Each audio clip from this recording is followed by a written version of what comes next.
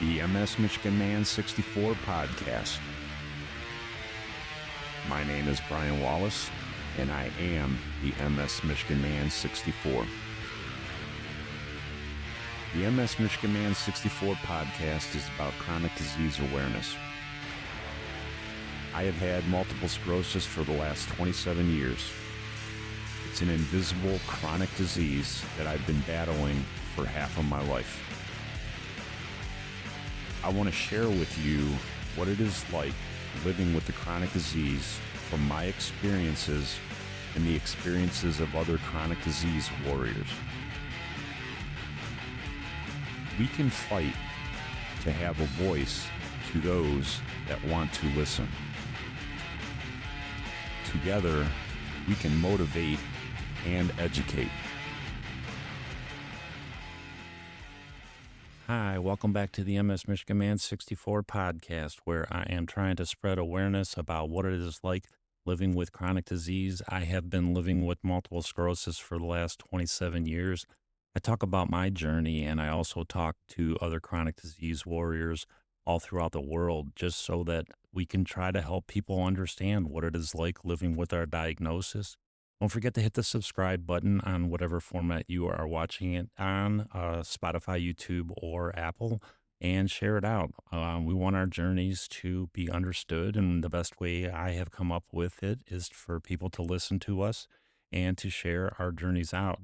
Today, I am sitting down with a beautiful MSer from the state of Colorado. I met Amanda a few months ago and on TikTok, and we hit it off really well. I love everything that she's about. She's a fighter.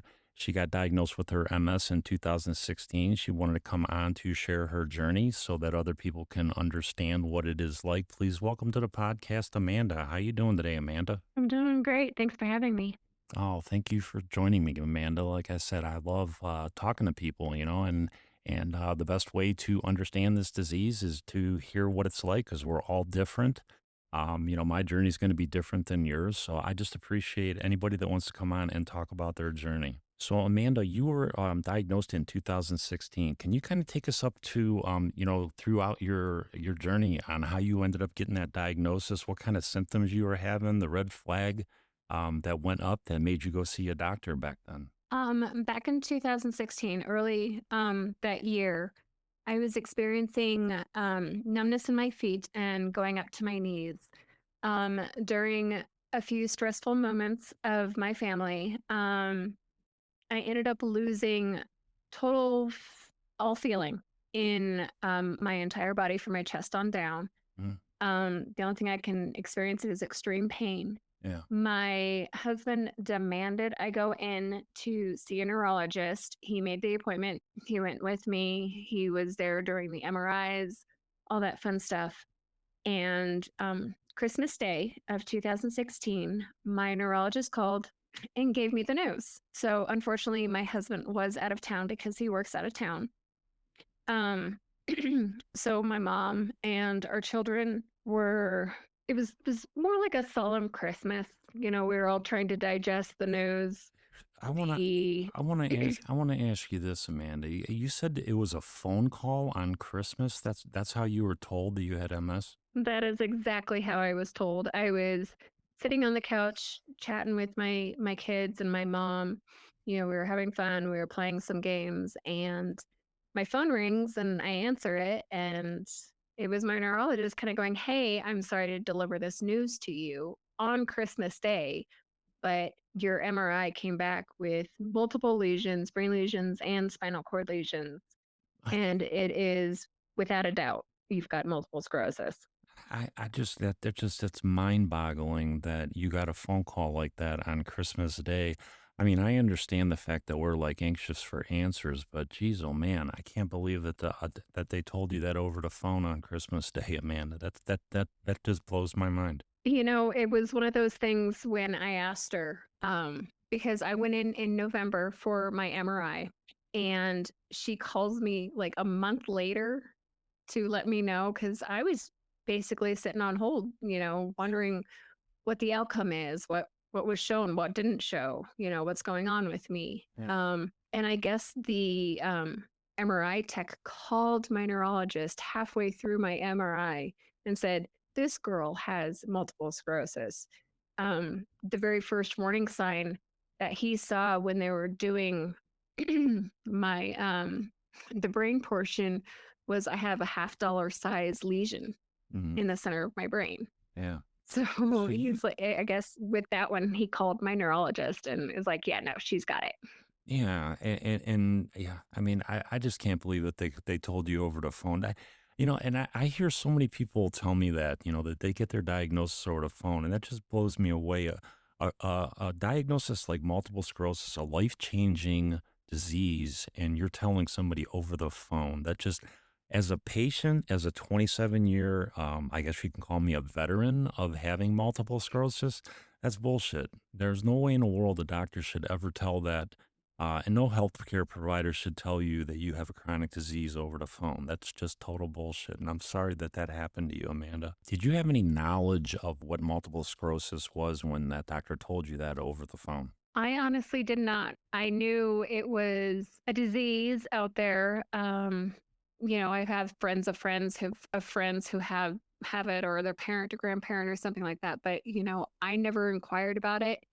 It was one of those, yeah, I know it's there, but I don't need to be educated about it. And I'm very educated now.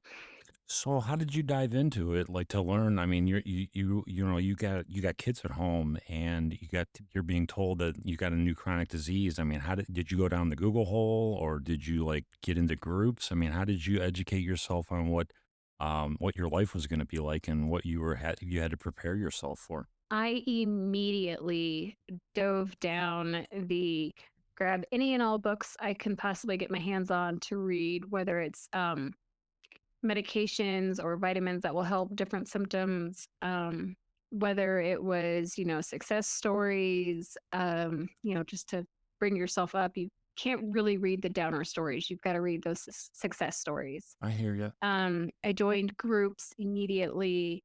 I did anything and everything I could just to educate myself and try not to go down the unfortunate rabbit hole. That's an awesome way to attack this disease, because I know a lot of people when they get this diagnosis, Amanda, that they do go down that depression mode, because it is a chronic disease, and they do hear the horror stories about this disease. But I mean, I didn't realize that there are so many, like layers to this disease. You can have an episode one time, and you go into remission the rest of your life, and then there's other people that they have an episode early and they're in a wheelchair early, but there's everything else in between, and you just don't know. And you gotta attack this disease right from the beginning. I think the earlier the better. The mental part of it, I think, attack that. Any way you can, just educate yourself on what it is like to live with this disease. Yeah, it is really scary, especially if you choose not to educate yourself and if you choose to listen to the Debbie Downers.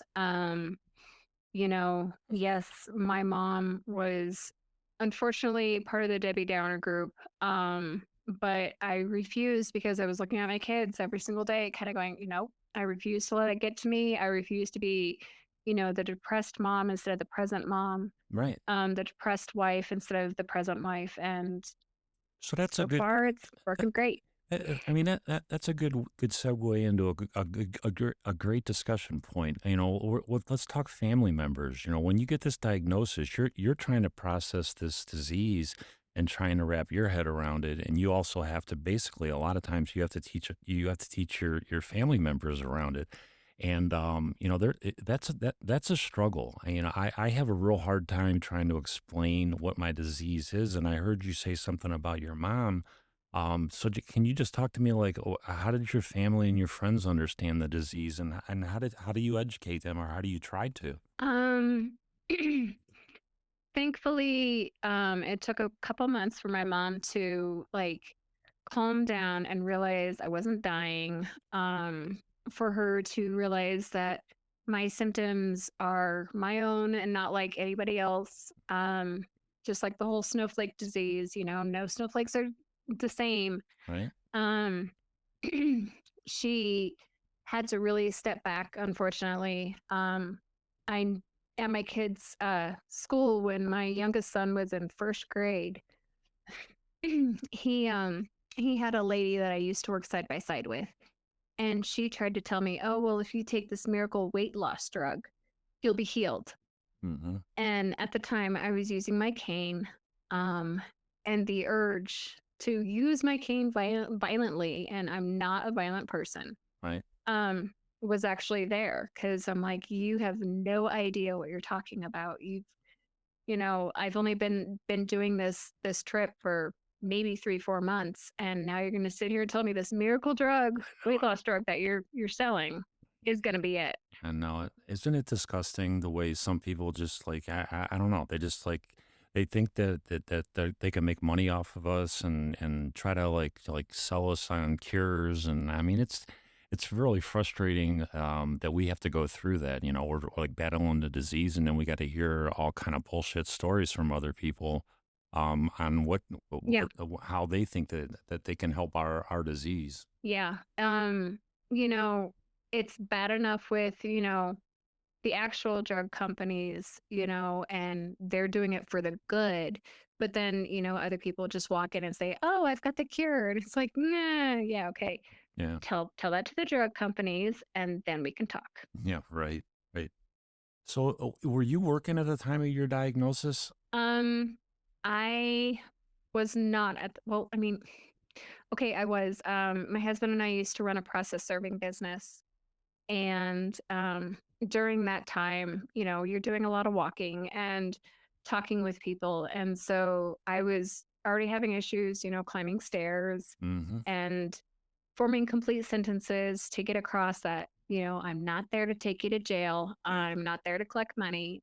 I just need to serve you these court documents. And getting that across while trying to figure out what word is going to come next was impossible. So I ended up retiring from that business. Yeah. We shut down our company. And so, yeah, it was fun. I mean, and that's a part that a lot of people just don't understand. I mean, how this affects everything in our life from the date of diagnosis. I mean, you lost a career because of it, you know, and I mean, and it affects lives. I mean, this has bankrupted. You know, I mean, I always say, for me, I was chasing the financial part of it from the date of my first MRI. You know, it is a financial struggle, you know, and just we lose careers over this disease, and I don't think people really understand that a whole lot. Yeah. As I mentioned before, the drug companies, all of our drugs, you could go from the cheapest drug to the most expensive. And I know with my first infusions with Tysabri, it was by the time I was done for an entire year, it would have paid for my house in full. Oh yeah, And it was insane. yeah, it is. I mean, the amount of money that is made off of our disease. And you know, I've been saying this. You know, I've mentioned this on many podcasts. You know, my first drug was Copaxone. That was one of my first ones. I was on it for 15 years. It was $12,000 every month. I got an invoice, $12,000 a month times 12 times 15 years. How much money they made off of just me with that med, and you know, and I'm just one person. Now multiply that all by all the hundreds of thousands, if not millions, of people that have this disease, and the hundreds of thousands that are on Copaxone, and the amount of money that they're making off these drugs is just mind-boggling to me. Yeah. Yeah. I started off on Tysabri and I have since moved to Kesimpta. And while Kesimpta is definitely a lot more cheaper and affordable, I know a lot of people are not able to go, from a really high drug down to a lower drug. Um, but when I was diagnosed, they said with all the lesions that I apparently have had multiple sclerosis since I was about 16 years old. Yeah, Um, you were telling me that, and you did. You said that looking back at it now, you connected the dots, and there were a lot of things that you were like, oh my God, you know what? That probably was MS. yep, yep. I went through the military with multiple sclerosis being undiagnosed. But I went through many a jobs. I went through 4 different kids. Um, and looking back, and I honestly believe it's true. They say when women are pregnant that the baby is basically trying to fix you from the inside out. And I believe it because when I was pregnant, I was on top of the world, nothing could hold me back. I was energetic. I had, no mood swings. It was amazing. And then the second, my child was born, it was just It's one to crash. terrible. It was Yeah. awful. I hear that so many times, Amanda, with women, and I say that men we deal with this disease, but we don't have all the hormonal changes that women have. You know, you guys have your periods every month. You guys go through childbirth, the trauma of giving natural birth to the body. I mean, all those changes. You guys just go through so many different things and it can affect your MS. And I know that that happened to you after your child was born. Yeah, it's you can definitely tell like when you're having a bad day because your mood swings are off the charts. So you can be happy one moment, crying the next, angry the next, and there's literally no rhyme or reason. Yeah. And it's very fun. Yep. I know it. I know it. I mean, I've gone through, especially on the meds we're on, we get given steroids, you go through roid rage and I mean it's an emotional roller coaster, everything that we put into our body, the way that this disease makes our body feel. I always say that the mental part of this disease is a lot harder than the physical. At least it has been for me. I mean, the physical sucks, but the mental part is just the hardest part for me. I fully agree. I actually loved being on steroids. It gave me it made me manic hyper. It was the best. Like my husband would leave for like 12 hours and he would come home and the entire inside of our house would be freshly painted. Mm-hmm. It didn't need to be, but I Yeah. did it anyway. Yeah, you had the energy and yep, yep. Now, the one thing that I got a lot from the steroids, especially the Salumedrol, you get that metallic taste, and I couldn't sleep a lot. But yeah, as far as giving me the adrenaline rush and feeling strong, yeah, definitely did that. Yeah. I really loved being on the steroids. Yeah. I I'm like torn. I'm 50-50. I liked how they felt, but I didn't like being on them because, I felt bloated afterwards with the prednisone taper and I don't know, the prednisone, the Salumedrol I can deal with a lot better than the prednisone. I don't know why, but just the prednisone just made me feel shitty. I don't know. The prednisone made me hungry. I actually gained 85 pounds when they had me on prednisone No, because I was always hungry. yeah. Yeah. And of course, when you're hungry, you just eat. Yeah, I mean, I've done that. I mean, I'm on prednisone, and we had pizza that night, and next thing I know, that pizza there's no leftovers. I eat the whole thing, and I normally wouldn't do that, but yeah, I mean, that's one of the side effects of prednisone. Yeah, I wish I would have known that, but that's okay. So how does your husband understand the disease? And like because I know, I mean, you didn't have it when you guys got married, and you got diagnosed after you guys were married. And how does he understand the disease? And how did it affect your relationship? Because I know this affects relationships. It really does. At first, he was kind of lackadaisical about it. He kind of had the whole mindset of, well, she did it before, so she can do it again. And he didn't quite understand. I'm like, okay, I'm actually asking for help, which is something I never, ever did. I've always been a very independent person. And it took him a couple years, I want to say, for him to realize, oh, well, when she's asking for help, she actually means it. We have a very him and I are completely and totally opposite. He is more of the jokester, but I've had to learn how to communicate with him through jokes and everything like that of, the poking fun at him or him poking fun at me. Um, where our relationship is still very strong. Yes, we're both stubborn and strong-headed and bullheaded. And but honestly, we don't fight. We mesh very well. We take care of our children just the same. He now understands, good days, bad days, and sometimes there's going to be more bad days than good days. And he doesn't, get upset. He just is like, okay, well, I got this. Don't worry about it. He's very understanding. He's supportive. He's been to all of my infusions. That's He was awesome. the one to be the person of, "Hey, I'm hungry. Can you go get me something?" And he would drive 30 miles just to go get whatever I was craving at that time. Um, That's just he awesome, has been a really Amanda. great guy. I mean, that's just Yeah. awesome, because there's a lot of people that don't have that, and my heart goes out to them, and I'm just glad that you have that support.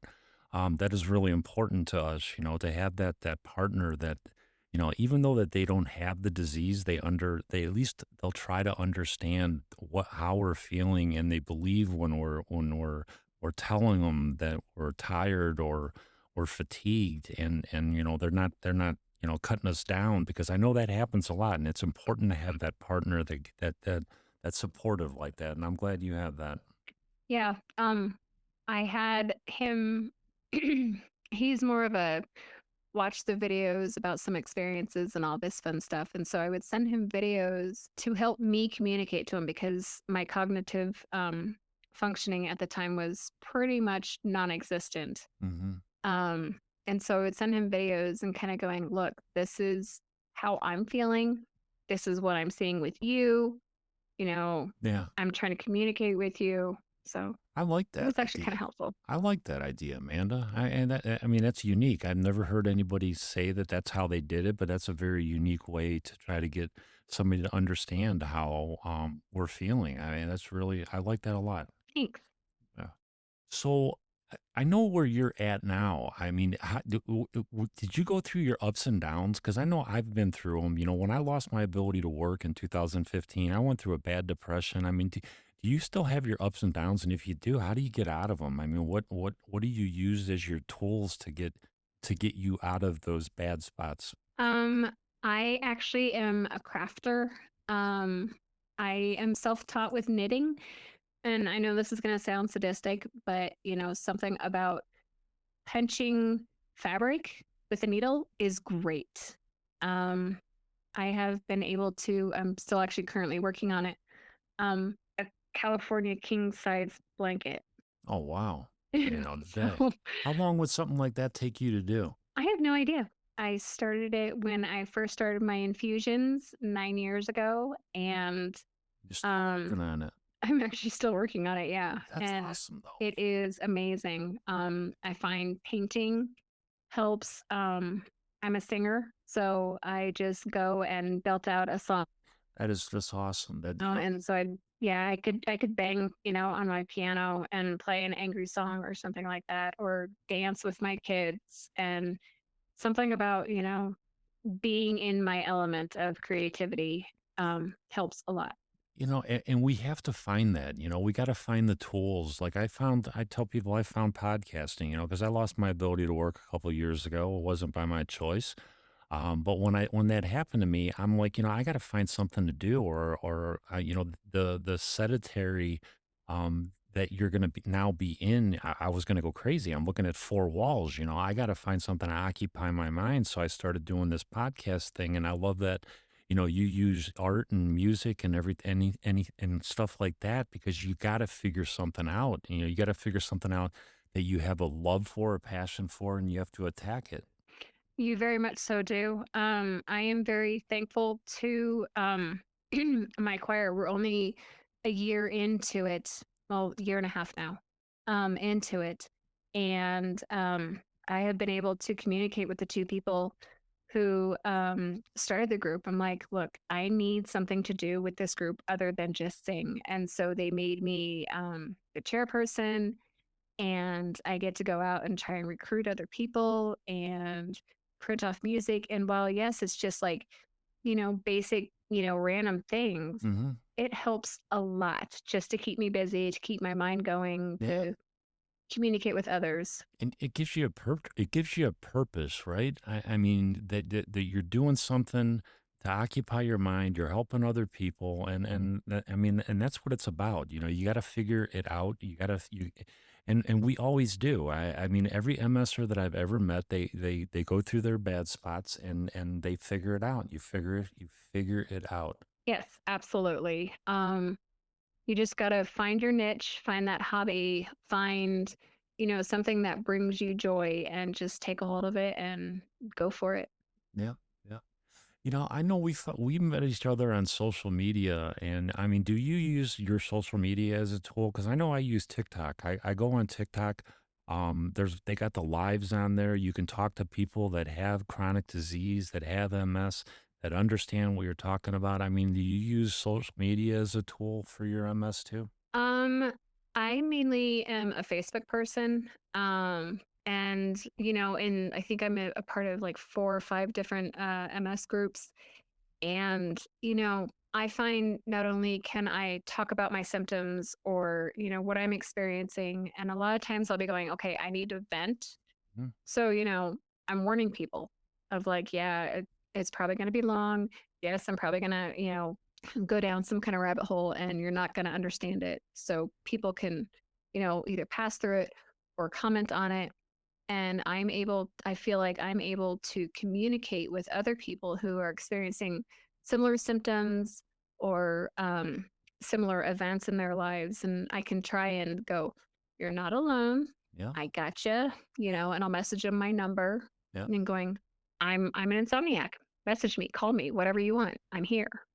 Now that's awesome that you do that, Amanda, because there are a lot of people, and I've met a lot of people just in the couple years I've been on TikTok and Facebook and all that. They're young in their disease, and they're scared and they don't know what's going on with them, and I'll reach out to them and I'll just be like, you're gonna be all right. Yeah, your head's spinning right now. I know where you're at. I know I was there, and when I was 27, my head was spinning. I didn't know what the hell was going on. But just to have people that have been through that is very important, I think, to people that are new in this disease, for them to lean on us just to figure out what this disease is all about. Pretty much. Ironically, my best friend since I was 18 years old ended up getting in a really bad car accident and had to go through an MRI. And in that term, she was diagnosed with multiple sclerosis. And I was the first call that she made, kind of going, I got wine, come on over, we need to talk. And she broke the news to me. And since then, I have been able to help and guide her, help her ex-husband understand the situation, help her son understand the situation, her entire family. It's terrible to say, but my best friend of so many years got ends up with multiple sclerosis. So now her and I get to go down this journey together. Yeah, I mean, it's terrible, but it's also beautiful. That you get to do that with your best friend. I mean, it sucks, but it's also kind of a cool thing. That you guys can support each other now, and you're there for her, just to help her along, when she's new in the diagnosis. It's a cool story, definitely, Amanda. Yeah. Yeah. It's not that I wish people have MS, but I do like to run into people kind of going, "Hey, what are you experiencing?" And we can like go out for lunch or something like that, or go sit on each other's couches and pajamas and talk about it. And it's totally fine. I don't care.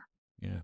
So let me ask you this. I know I use mobility aids. And I mean, for long distance stuff, I have to go in a wheelchair. For shorter stuff, I use a rollator and a cane. And I struggled when I first started using those mobility aids. Did you have a hard time using them? Um, the first thing I got was a cane. And that's when I was first diagnosed. It was recommended to me, and I refused to go get one. And my husband was like, okay, well, we're going to pick one out that you really like. I don't care if we have to custom make it. And because I am ex military, I chose the camo one. Awesome. And we hunted it down. We got it. And then later on in years, I started, not being able to like feel my legs enough where I couldn't even like stand or walk or anything. And so we got a wheelchair for me and a walker.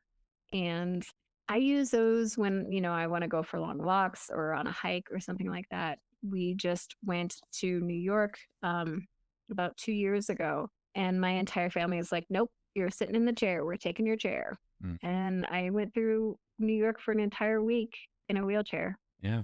you got pushed around and it was pretty cool. I know we talked about this. I did similar situation. I went on a trip down to Savannah, Georgia to a wedding and we took my wheelchair down there and my daughter and her boyfriend at the time pushed me around and I mean, I didn't wanna do it, but, I still wanted to be at that event, I didn't wanna miss it, and that was the only way I was gonna do it, so I'm like, "Hey, alright, game on, let's do it. You guys wanna push me around? Let's do it." Pretty much. I was like, "Yay, I don't have to pay for a taxi because they're pushing me." Right? It was kind of weird because, I wanted to see, the tall buildings or something like that, and I'd go and look up and I'm like, "Oh, look, there was a butt and there's another butt and another butt and another butt." Right. That kinda sucked. Yes.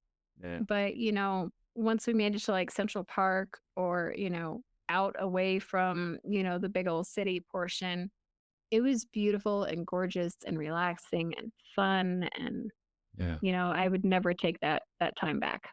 So, Amanda, if anybody wants to get a hold of you on social media, to reach out to you and connect with you, how would they be able to do that? The only thing I really use is Facebook, and you can find me there. My name is Amanda Nightingale. That is Nightingale.